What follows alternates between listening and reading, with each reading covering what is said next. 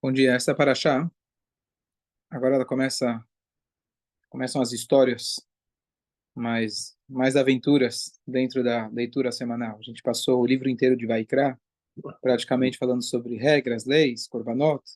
O início de Bamidbar a gente falou sobre números, como eles estavam acampados, e agora começam as histórias. Então vamos focar em uma das histórias, que a pergunta é muito, muito óbvia. Quando você lê essa história, você fala, peraí, alguma coisa está errada. A história a gente sabe que o povo reclamou várias vezes no deserto, de várias coisas diferentes. Então, logo que eles atravessaram o mar, as águas estavam amargas. Justificada a reclamação. Não a maneira que eles falaram, mas a reclamação é válida. Nessa paraxá, eles pedem carne. Eles queriam carne. Tá bom. Precisa de carne? Dá para viver sem, não? Dá, tá certo? Ainda se você tem um maná, que ele E todos os sabores. tem todos os sabores, texturas, nutrientes, principalmente. Então, você não precisa de carne, você não precisa de nada. E eles pediram carne. Tá bom, é um povo que quer reclamar, tudo bem. Eles não podiam comer as carnes fazendo corban? Muito boa pergunta. Tem uma discussão se eles poderiam comer carne no deserto ou não. Tem duas opiniões contrárias, literalmente contrárias. Contrária. Uma diz que eles poderiam comer carne sem shkita, sem precisar fazer a shkita. Tem outra opinião que diz que eles só podiam comer carne se eles estivessem fazendo um sacrifício. Conforme a opinião que eles tinham carne, fica mais difícil ainda eles começarem a reclamar. E ainda, quando eles falam que a gente quer carne, por que eles falam que eles querem carne? Onde eles comeram carne? Não comiam carne. Dizem eles que no Egito estava melhor. Zahar no Etadagá, a gente lembra os peixes, a gente lembra das Da melões. avatechim, a tradução, não sei qual que seria a perfeita, mas melões ou abóboras, pepinos, eles lembram de tudo isso. Então eles estão falando, olha, no Egito estava muito melhor. Então, peraí, você esqueceu? Faz tanto tempo assim? Você esqueceu do Egito? Isso chama memória seletiva. Não é curta. Não só que é seletiva, a memória é uma ilusão, distorção completa da realidade. Se eles não davam para eles um segundo para respirar, você acha que davam peixe? Você acha que davam pepinos? Eles sentiam um cheiro, né? Da preparação e tal. Sim, bom, então tem a explicação que eles estavam ao lado daqueles que comiam churrasco. Olha que legal. Eu estava lá do lado, senti o cheiro e olha que gostoso que era no Egito. Eu senti o cheiro do churrasco, aqui não tem o cheiro. É muito estranho. Os Levi não foram escravizados. Não. Ah, tá. Mas eles não reclamaram também. Mas é a única tribo, né? Sim, todos os outros. sim. A tribo de Levi não foi escravizada, mas não eram eles que estavam reclamando. Era o povo, em geral. E aí a história vem. Bom, e qual que é a resposta divina? Então Moshe fica muito chateado com a situação, ele fala com Hashem de uma maneira bem... falando, não dá mais, desse jeito não dá mais, não vou conseguir. Se for assim, eu vou... Acaba comigo, eu não preciso mais. Assim, realmente parece que é um desabafo grande do Moshe. E aí, qual que é a resposta de Deus? É para ter carne? Ele aceitou o pedido ou não aceitou o pedido? Aceitou. Aceitou. O que ele falou? Eu vou dar as codornas, eu vou dar... Mas eles não vão comer um dia, vão comer vários dias. E aí, vão se enjoar, mais do que se enjoar, eles vão comer até sair pelo nariz. Aí vem a expressão. E aí, o que aconteceu com eles no final? Morreram. Peraí, Deus, que história é essa? Você aceitou o pedido ou não aceitou? Se você aceitou o pedido da carne, e pronto, deixa eles comerem a carne. Se você não aceitou o pedido, não dá a carne. Deus fala, eu vou dar a carne, ainda você vai comer até morrer? A resposta meio trágica, meio... Mas aí já foi uma coisa do povo, né? Comer até morrer foi coisa do povo. Boa. Então, quem comeu até morrer foram eles mesmos. Quer dizer, Hashem deu...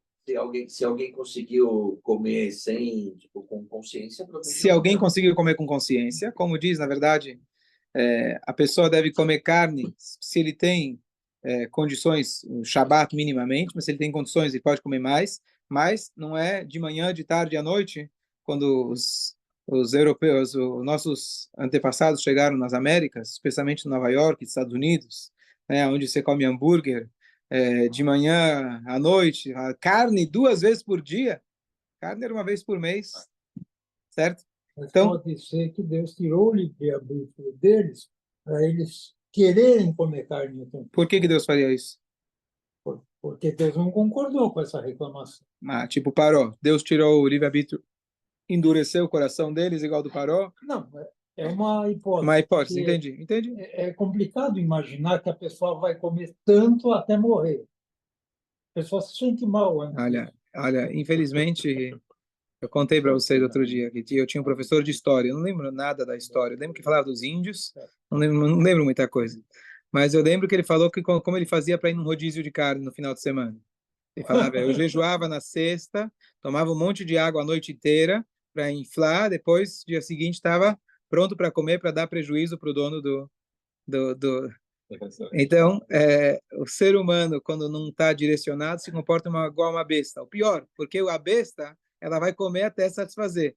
O ser humano, ele é capaz de comer muito além daquilo que ele precisa. A gente está estudando de manhã, nessa semana a gente estudou sobre o cuidado que a gente tem que ter com a saúde, a dieta do Rambam, que a gente não segue, mas a afirmação que ele diz que é melhor comer pouca comida ruim do que muita comida saudável. Você comer além da dose é extremamente nocivo à saúde.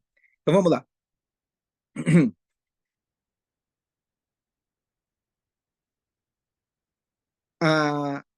Então, tem várias respostas em relação à reclamação deles.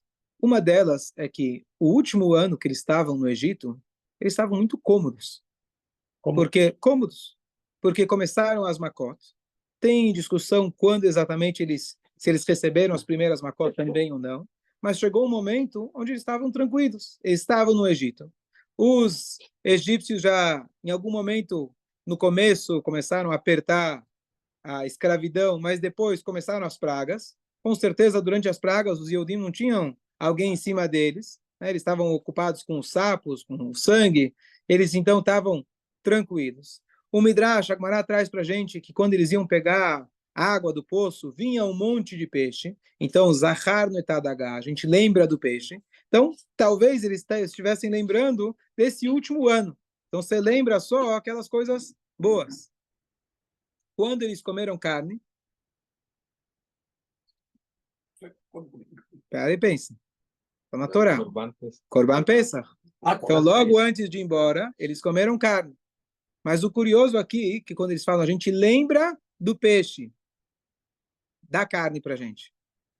Peraí, você falou que você lembra do peixe e da abóbora, aí agora você pede carne? Não estou entendendo. Ele não fala, aqui nesse momento ele não fala a gente lembra da carne. Eles lembram da carne, mas aqui ele fala a gente lembra do peixe. Então dá carne para a gente, está estranho. Se você lembra do peixe, pede o peixe. Então, o que aconteceu com o povo? O que estava acontecendo com eles? Então, na verdade, Hashem está escrito que a Torá só foi dada para aqueles que comeram, ingeriram do man. A geração que teve o privilégio de poder receber a Torá diretamente da boca de Hashem, lá no Sinai, o que preparou eles e permitiu eles digerirem, entre aspas, aquele momento e absorver a Torá, é porque eles comeram o man ao longo dos 40 anos. O maná era um alimento praticamente espiritual. O brachá que se fazia, conforme algumas opiniões, pelo menos, é motzi lechem min hashamayim. Aquele que dá o pão não era da terra, então era da onde? Era o pão do céu. Então imagina você se alimentar de divindade, literalmente. Você está se alimentando de algo completamente espiritual. O que Hashem queria com isso, na verdade? Hashem queria condicionar eles para eles terem uma vida mais elevada. Você estava no Egito, você estava num nível extremamente baixo, e agora vamos subir o nível. O que acontece? O maná, ele tem algumas desvantagens. Quais são as desvantagens dele? Claro, não são desvantagens espirituais, são desvantagens quem está colocando o seu óculos do materialismo. Ele tem algumas desvantagens. Quais eram as desvantagens do maná? Não dura para o dia seguinte. Tinha aquela satisfação. Exatamente. Então, era exato o que eles precisavam. visualmente, ele devia ser uma coisa meio... Não tinha cara, É sempre isso. não tinha cara, Aquilo lá. não tinha uma aparência. Exato. Então, isso que não tinha uma aparência é uma expressão do que realmente era o maná. Ele, apesar que sim, tinha todos os sabores, você poderia pensar em qualquer coisa e aquilo que teria aquele sabor, mas o cego, na Guemará, é comparado, Deus nos livre, a um morto. A pessoa que não consegue ver, ter o contato visual com o mundo, isso influencia completamente no contato com a matéria. Então, se eles não tinham essa opção de conseguir ver o maná, isso deixava uma coisa mais neutra, digamos assim, apesar do sabor ter qualquer sabor. E o que isso condiciona a pessoa? Condiciona a pessoa para poder estudar a Torá, poder servir a Deus. Você não precisa focar na comida. Comida, bom, aperta o botão, estou satisfeito. Acabou. Hoje o pessoal toma aqueles remédios para emagrecer, aí fica sem comer por 30 dias. Então, é o maná atual. E o que eles estavam sentindo falta? Então, dizem nossos sábios que quando eles tiveram a noite do Corban Pesach, é a noite antes da gente ir embora, agora, finalmente, estamos livres. Fazer uma comparação quando, depois da liberdade, fraternidade, etc., então, emancipação. Agora todo mundo aceita a gente, agora a gente está livre, agora a gente pode ir para as universidades, agora a gente está igual a todo mundo. Isso chama Am Chofshi Be'artzeinu. Quem conhece? O que quer dizer Chofshi? Livre. Um povo livre. Hashem não deu para a gente liberdade. Hashem deu para a gente Herut. A gente traduz Herut como liberdade também. Sim. Herut e Chofshi são duas coisas contrárias. Eles pensaram na hora que comeram carne, acabou o Egito, agora estamos livres. Para quê? Comer carne, fazer uma boa refeição, sentir um pouco do prazer da vida, afinal estamos aqui há 200 anos trabalhando, não podia fazer nada, finalmente temos férias. E aí chega a Deus, fala, não era isso que eu estava dando para vocês. Férias não vai ter. Você vai ter que servir a Hashem todas as horas, todos os momentos. Que você vai ter é liberdade. Acho que talvez seria a melhor. Você não vai ter férias, você não vai ser Chofshi, você vai ter Heirut. E a diferença de Chofshi é o seguinte: no Egito eles eram Chofshim, limitados, mas eles eram Chofshim. Como que eles eram Chofshim? O que é Chofesh? Pessoa que tem férias. Um filho mimado, que o pai faz tudo por ele, não tem obrigações. Ele é livre de obrigações. Então ele acorda a hora que quer, está de férias, pode jogar videogame o dia inteiro, não tem contas a pagar, não tem responsabilidades. Qual é a tendência dessa pessoa? Reclamar. Reclamar de não ter o que fazer, ou que quer alguma outra coisa diferente, que está enjoado, está no ócio. Ele não tem responsabilidades.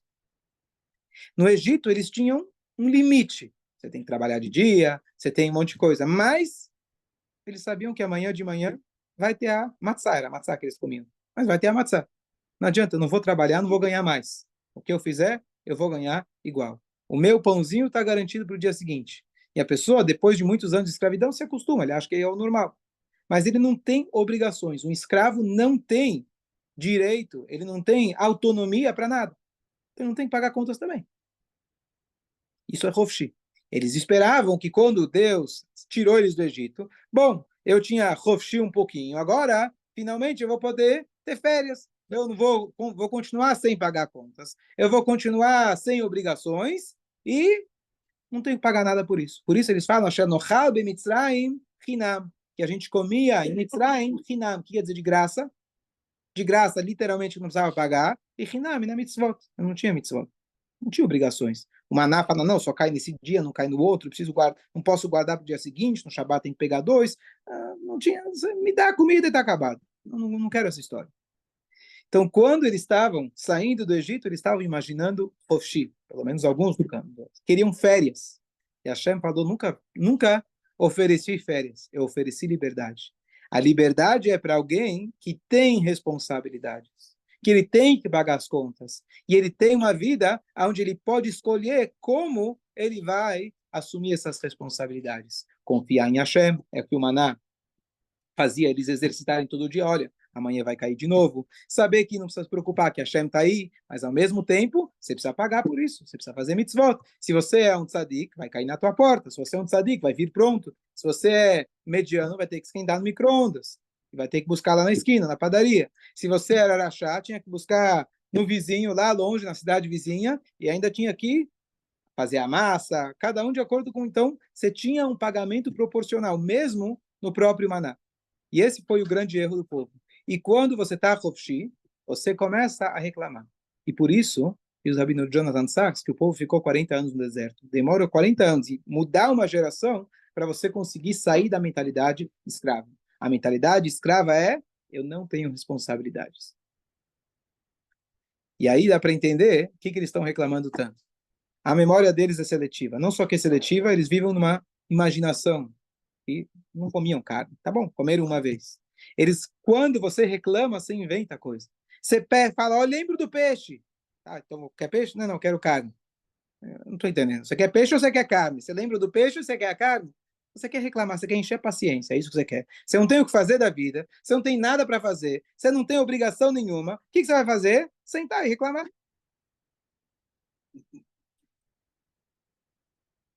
A história da Torá não é do passado. A história da Torá é para a gente, acho que mais ainda para a nossa geração. A gente vive numa geração que a gente, maioria de nós, tem muito menos trabalho, principalmente físico, para conseguir o nosso pão. Baruch Hashem, a gente vive numa geração privilegiada nesse aspecto. Alguns que realmente não precisam trabalhar, literalmente. Outros que trabalham, mas hoje é muito mais fácil. Você trabalha apertando o botão, sentado em casa, ar-condicionado, tranquilo. Antes o cara tinha que acordar cedo. A Torá fala, para você precisava ir no campo. Você vai. É um trabalho extremamente cansativo. Era trabalho realmente. Hoje, muitos de nós, pelo menos, têm o privilégio de trabalhar fisicamente muito menos. O nosso grande trabalho, que mais consome a gente, é o quê? A preocupação, normalmente.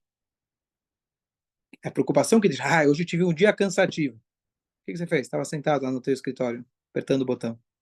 Você se cansou mentalmente, o estresse. O estresse é o quê? Falta de emuná. O estresse é a falta de emuná, o que faltava para eles. Estresse é a falta de emuná. Se você acredita que a Hashem vai dar o teu pão, você vai fazer a tua parte, você vai trabalhar tranquilo. Não estou dizendo que é fácil, estou dizendo que é. Mas o estresse... Pode acontecer cansaço mental, mas longe do que era antigamente. E o que nós temos na nossa geração? Um bando de reclamões. A gente senta e reclama. A gente senta no celular, deitado no sofá. Eu acho que Gaza, eu acho que o Hamas... Você está aqui sentado, não fez absolutamente nada. O Lula... Se levanta, vai trabalhar, você vai ganhar teu dinheiro, paga as tuas contas. Não estou dizendo que não é para reclamar, mas a gente tem esse luxo de reclamar. O próprio Paró ensinou isso para Moshe. E ele falou, olha, Nirpim até Nirpim. Claro, no aspecto negativo. Ele queria os escravos, e quando ele chegava, deixa a gente sair, quem deu o direito de você pensar em sair? Está muito mole aqui, está muito fácil para vocês. Se você tem tempo em pensar em sair, quer dizer que está muito fácil o trabalho. Aí ele manteve a cota e tirou a matéria-prima. No nosso serviço Hashem, Baruch Hashem, a gente saiu do Egito, Hashem tirou, a gente tem que ter esse pensamento no serviço Hashem. Se você está reclamando, você tem pouca responsabilidade. Vai trabalhar. Vai assumir responsabilidade. Vai ter filhos, vai ter uma família, vai pagar contas, você vai ver como funciona. Eu lembro meu irmão mais velho, ele saiu daqui, foi para Yeshiva, tinha 18 anos, foi em Israel, saindo do Brasil, mamãezinha, papaizinho, babá, motorista, babá, não tinha babá nem motorista, mas assim é o mais velho, William, certo? E a gente nasce numa comodidade muito grande. Você vai para a escola, mamãe leva, mamãe pega, tá ruim, mamãe manda outro, faz outro, aqui o médico, aqui o dentista, aqui você tá numa nuvem, na nuvem lá que tem água, a nuvem lá que lavava a roupa deles, tinha água do poço do Miriam, mas literalmente você vive completamente sem responsabilidades. Tá bom? Ele foi estudar em Kriyat Gat, e minha mãe foi visitar.